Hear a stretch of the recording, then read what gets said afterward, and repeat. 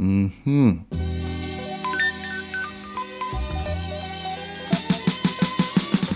we're gonna make chili. Now this is my first time making chili, so I kind of developing the recipe as we go.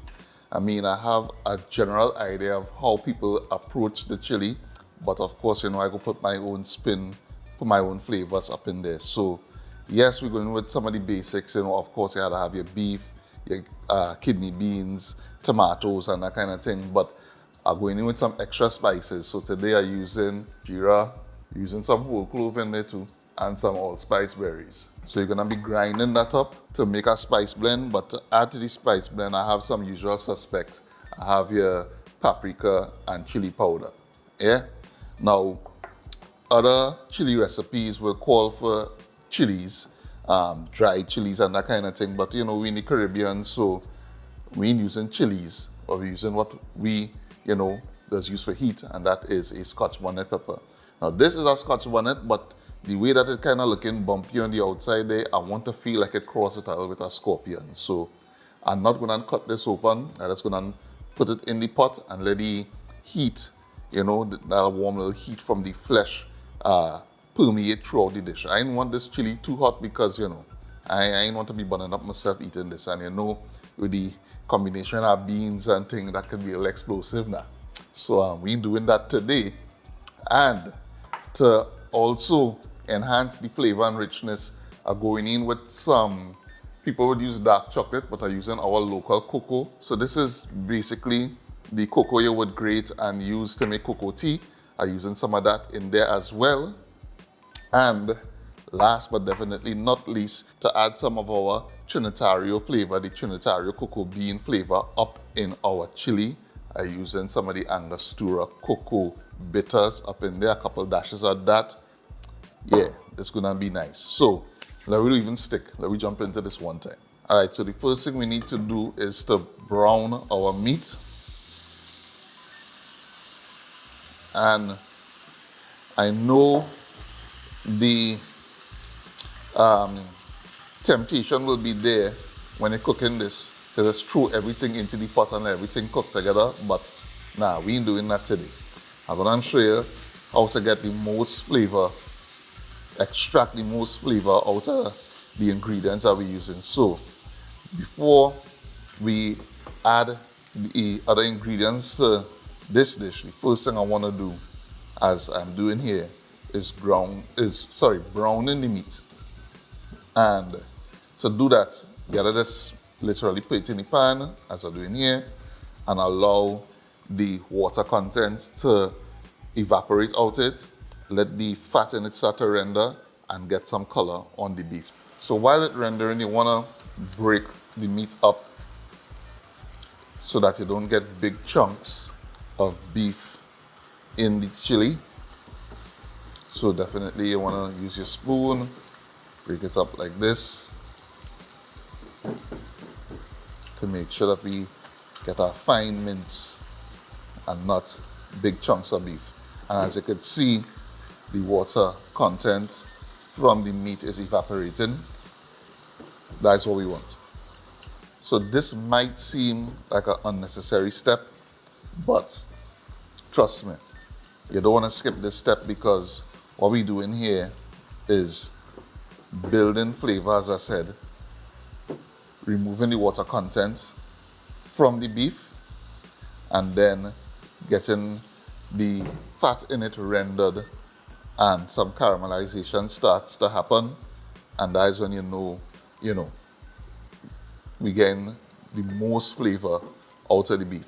If you don't do that, and it come like you're just boiling the meat, and I mean, that is one approach, but it's definitely not the most flavorful approach. And while we're here, one time I just want to season with a little bit of salt and a little bit of black pepper.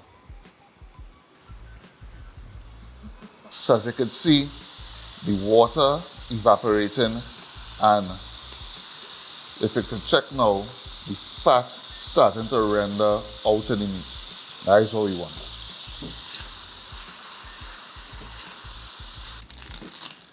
Okay, so a couple of minutes later, and this is what we're looking for.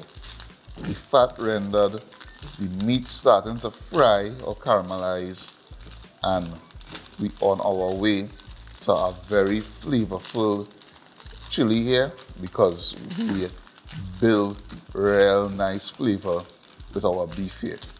So I'm going to take this off the fire and we're going to continue to build our chili. Alright, so to continue prepping the ingredients for this chili, I'm going in with some of the usual suspects.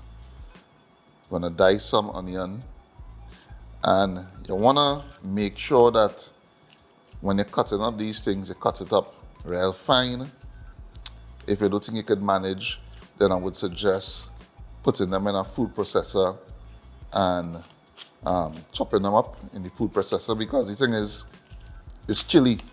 You don't want no big chunks of anything really in the chili. So if you don't think you could get these ingredients at a fine dice with the knife, then let your food processor do the work.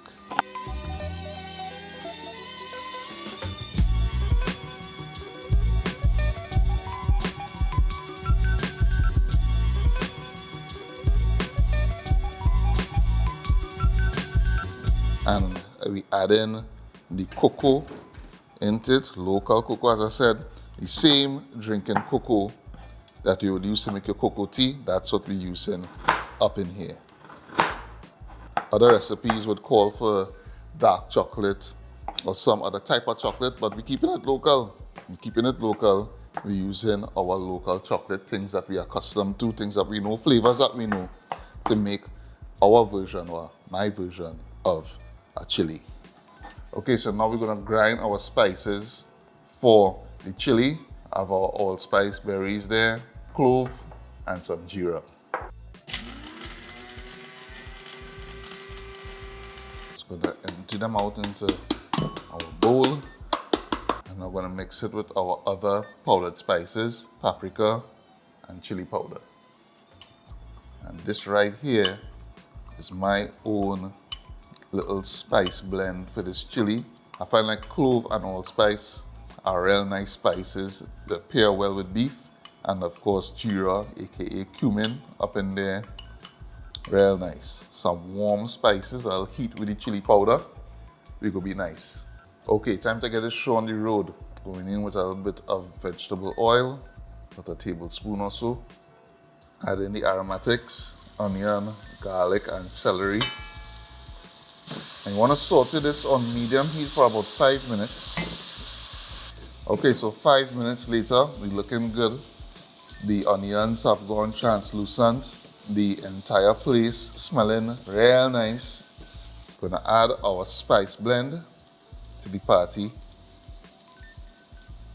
Allow the spices to kind of toast and fry up with the aromatics for a couple seconds. And now I want to introduce the beef back into the pot. So you have the meat lending its flavor to the aromatics lending their flavor to the meat. Yeah, man. So at this point, I'm going to add my tomatoes.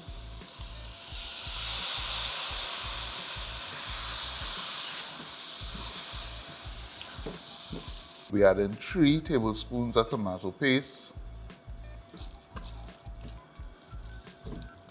Gonna add our cocoa at this point, and a couple dashes of the Angostura Cocoa Bitters. As I said, that will add that nice Trinitario bean flavor into the chili. Seasoning with a bit of salt. You don't need to add too much at this stage because we can always adjust for salt at the end of the cooking process. Add in a bit of black pepper as well. At this point, we're going to add our beans. Add in 3 cups of water. Going to give this a gentle stir. Add our Scotch bonnet pepper, and now we're going to cover this and allow this to do its thing for about 45 minutes to 1 hour. I'm going to check back on it and see how it's going. All right, 45 minutes later, this is how we're looking here. Now I'm going to gently remove this hot pepper from the pot because yes, it's chili, but as I said, I don't want it too spicy. But if you want your pepper to bust in the pot, that is all well and good, but I don't want mine too spicy, so removing that. And the last thing I want to add is some fresh shadow benny. Give that a little mix gently because you don't want the beans to turn into mush. And taste for salt here. I could touch it with a little sprinkle of salt here. So you're seeing the color that we have here. Rich brown color. And of course that is from both browning the meat and from the chocolate that we added. And we're getting the spices coming through. The allspice is there, prominent. You're smelling a bit of that geera as well. Yeah, listen, it have a reason why we take our time and build flavor upon flavor and layer this thing, because the end product, I'm gonna tell you something, real flavorful. I mean, look at that. You see how rich that is there. Something that looking so good and smelling so good could never taste bad. Of course, you could eat a bowl of chili by itself. Nothing wrong with that. That is what we're talking about. Oh, let's see what's going on here. Yes, everything cook and kusume and come together, but you could still see, you know, little specks of garlic, celery, the beans, the mincemeat. Yeah, man. And this is the kind of thing I feel like you had to eat it with a spoon. The fork can go do the job. I wish I had the words to do this justice and describe it in a way that it could really hit home just how flavorful this thing is, but all I could say is try this thing real best. The fact that we caramelize the meat before we add it into the pot, you get that deep, rich flavor from the beef, and then the aromatics, of course, doing what it does do. The chocolate in there, the local cocoa with the cocoa bitters, really bolstering all that flavor. The tomato paste, it's just richness, heartiness, flavor on top of flavor. You had to make this. I can't say nothing again. Make this one, try it, you're gonna be happy. Your belly will be happy. If you like this video, please give it a thumbs up and give it a share. If you do want to try this recipe, I will post a link to the full thing in the video description, so look out for that. And thanks to Angostura for sponsoring this recipe. I mean, the Angostura Cocoa Bitters really did an excellent job adding great flavor to this dish, so definitely try this one out. As always, thanks for watching, and I'll see you in the next one.